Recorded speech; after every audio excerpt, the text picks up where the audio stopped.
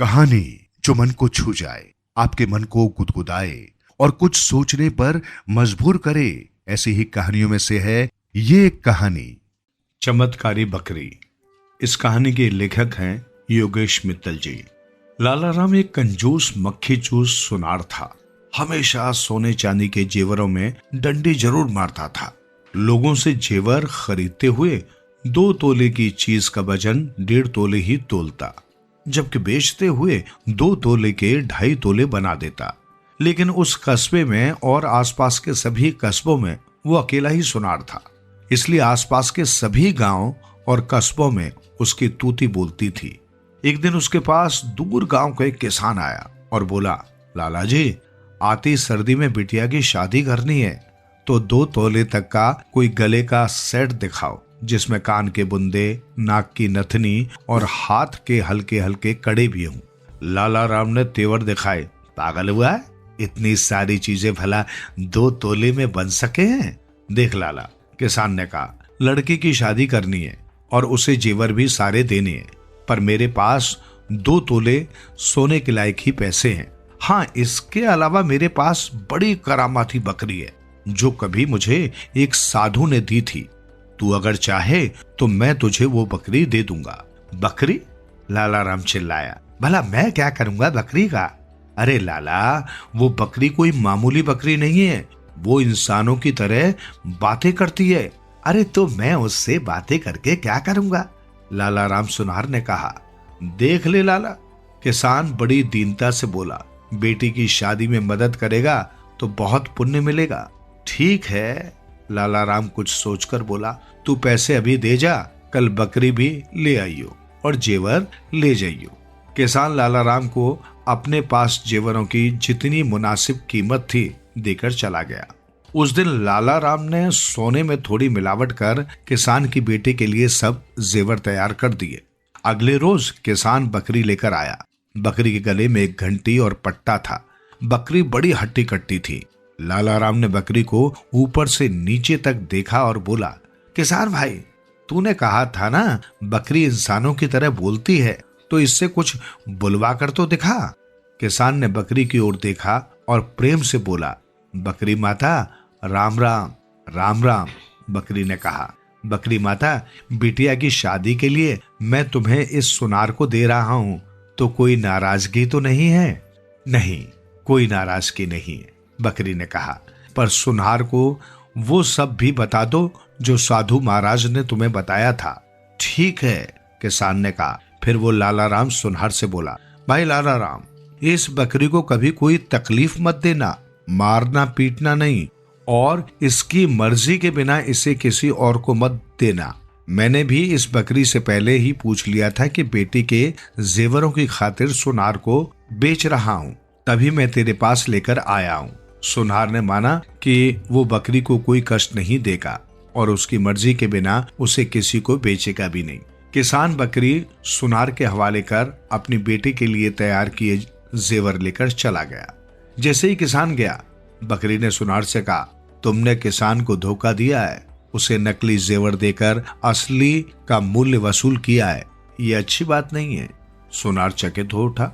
उसने बकरी से पूछा, तुम्हें ये सब कैसे मालूम? मुझे सब मालूम है, बकरी ने कहा। बेईमानी और दुष्टता छोड़ दो, वरना एक दिन सब कुछ खो बैठोगे। अरे पागल, अगर ईमानदारी से काम करूंगा तो मैं लुट जाऊंगा, बर्बाद हो जाऊंगा। मुझे अकल मत दे। और हाँ, कल मैं आसपास के सारे गांव के लोगों को इकट्ठा करके उन्हें बताऊंगा कि मेरे पास बोलने वाली बकरी है। जो भी चाहे मेरे यहाँ आकर उससे बात कर सकता है। हर आने वाले से मैं 10-10 रुपए वसूलूंगा। ठीक है, जो भी आएगा मैं उससे बात कर लूंगी, पर तुम ज्यादा लालची मत बनो, बकरी ने कहा।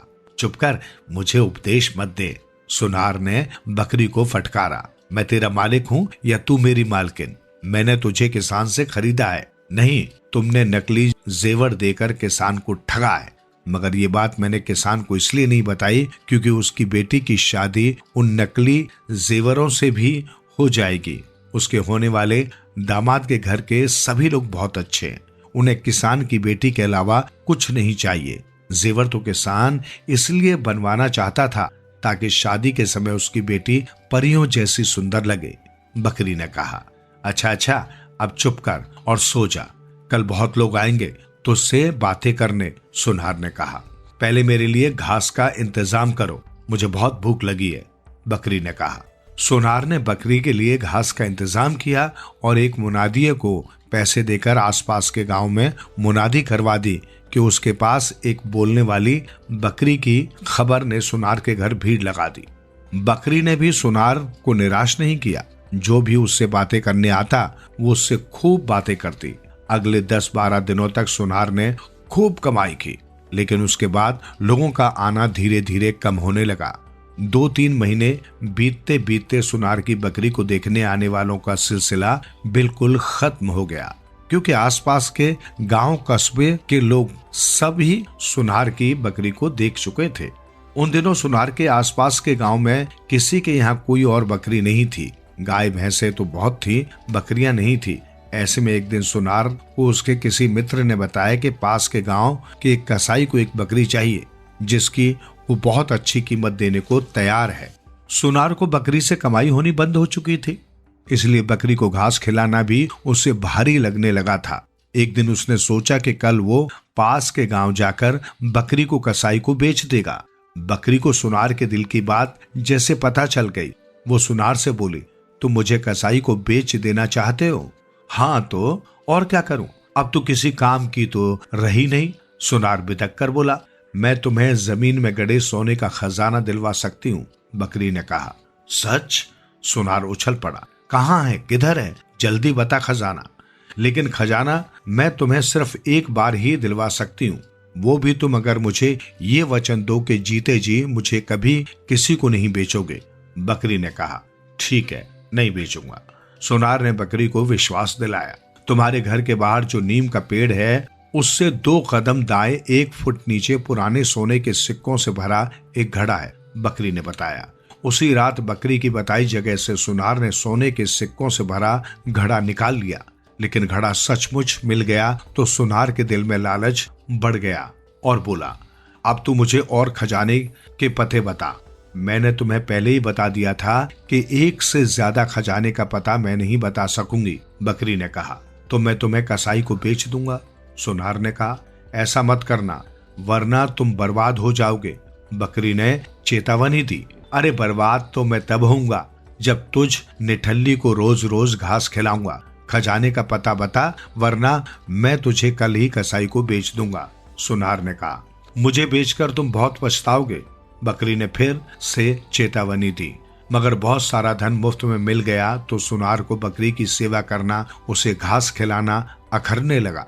उसने बकरी की उचित कीमत लेकर उसे कसाई के हवाले कर दिया। लेकिन कसाई ने बकरी को मारने काटने के लिए नहीं खरीदा था। उसका 8 वर्षीय बेटा काफी समय से बीमार चल रहा था। किसी पहुंचे हुए वैद्य ने बताया था कि अगर वो रोज सुबह शाम अपने बेटे को बकरी का दूध पिलाएगा तो उसका बेटा बहुत जल्दी स्वस्थ हो जाएगा। मगर बकरी खरीदने के बाद कसाई को लगा कि ये दूध तो देती ही नहीं, तो उसने सोचा कि बकरी तो बेकार खरीदी, अब इसे काटकर इसका मांस बेचकर पैसे पूरे करता हूं। बकरी कसाई के मन की बात जान गई। बोली, तुम मुझे मारना चाहते हो? हाँ, कसाई ने कहा, मत मारो। बकरी ने कहा, कल से मैं रोज 4 सेर दूध दिया करूंगी। और अगले दिन से बकरी रोज 4 सेर दूध देने लगी, जो कि आज के 4 लीटर दूध के बराबर होता था। कुछ ही दिनों बाद ही बकरी का पिछला मालिक सुनार रोता पीटता कसाई के पास आया और बोला, भाई मुझे मेरी बकरी वापस दे दो। बकरी को बेचते ही मैं लुट गया, बर्बाद हो गया। एक रात चोरों ने मेरे घर का सारा धन, सोना चांदी सब चुरा लिया, मैं बर्बाद हो गया। नहीं, कसाई सख्ती से बोला, मैंने पैसा देकर बकरी खरीदी है और ये रोज 4 सेर दूध देती है, इसे तो मैं मरते दम तक कभी नहीं बेचूंगा। सुनार को जब ये पता चला कि बकरी रोज 4 सेर दूध दे रही है तो वो अपनी छाती पीटने लगा, हाय मैं लुट गया, बर्बाद हो गया। इस पर बकरी कड़क कर बोली, मैंने तुमसे पहले ही कहा था कि मुझे बेचोगे तो बर्बाद हो जाओगे। ज्यादा लालच अच्छा नहीं होता, पर तुमने किया ज्यादा लालच। अभी तुम्हें और भी कष्ट भुगतना होगा, अभी तुम्हारे पापों की पूरी सजा नहीं मिली है।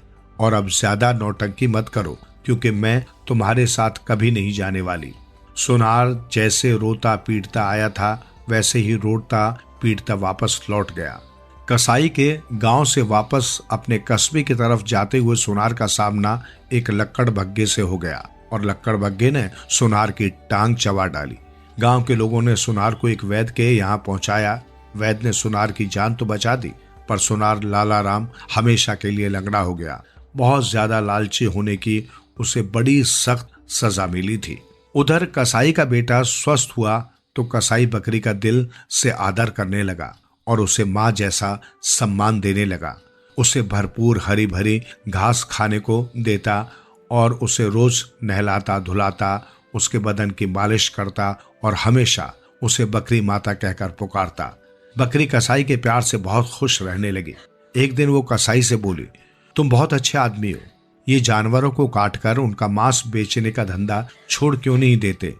नहीं छोड़ सकता, कसाई लाचारी से बोला, मुझे और कोई काम आता ही नहीं। अगर तुम ये धंधा छोड़ने का वचन दो तो मैं तुम्हारे लिए बहुत कुछ कर सकती हूँ। बकरी ने कहा, तुम भगवान के भक्त भी बन सकते हो। मुझ जैसा पापी भगवान का भक्त बन सकता है? नहीं, मुझे यकीन नहीं होता। कसाई ने कहा, तुम अगर मेरा कहना मानोगे तो आज जो लोग तुम्हारे पेशे की वजह से तुम्हें हे समझते हैं, एक दिन तुम्हारा बहुत सम्मान करेंगे। बकरी ने कहा, तुमने मेरे बेटे के प्राण बचाए हैं बकरी माता। तुम मेरे और मेरे बेटे के लिए मां समान हो। तुम्हारा हर शब्द मेरे लिए ब्रह्म वाक्य है। मैं तुम्हारी हर बात मानूंगा। कसाई ने कहा, तो सुनो, तुम्हारे घर के पिछवाड़े में एक सूखा कुआं है। बरसों पहले एक चोर ने उसे चुराया हुआ धन छुपाने का स्थान बना रखा था। उस गुप्त स्थान के बारे में किसी को बताए बिना चोर एक दिन बीमार होकर मर गया। तब से उस सूखे कुएं में बहुत सारा धन बेकार पड़ा है। तुम उस सारे धन को कुएं से निकाल लाओ और उसका उपयोग कर अपने घर के पीछे का एक कमरा छोड़कर सारा घर तोड़वा दो और एक नया घर बनवाओ। जब तुम घर तोड़वा कर पक्की नींव डालने के लिए खुदाई करवाओगे तो तुम्हें आगे के एक स्थान से विष्णु भगवान की बहुत ही सुंदर प्रतिमा मिलेगी।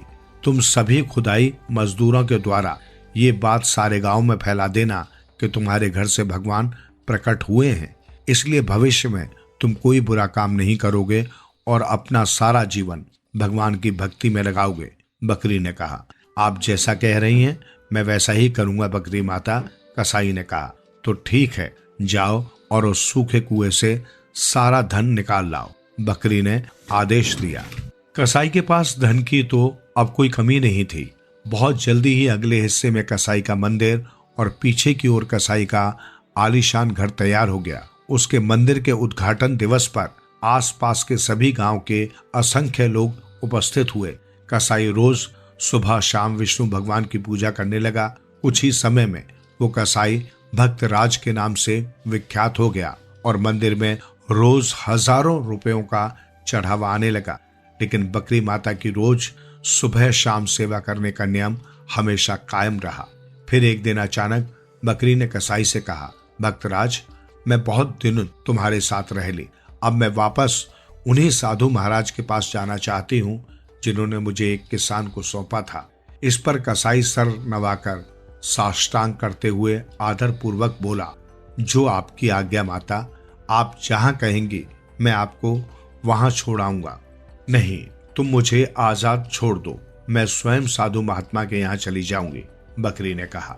कसाई ने बकरी के गले से घंटी और पट्टा निकालकर उसे आजाद छोड़ दिया और हमेशा भगवान का भजन करते हुए अपनी पत्नी और बेटे के साथ सुख से रहने लगा। दूसरी ओर सबका बुरा सोचने वाला लालची सुनार लाला राम लंगड़ा होकर दुख भरे जीवन बिताता हुआ बहुत सारी बीमारियों का शिकार होकर बहुत जल्दी मर गया।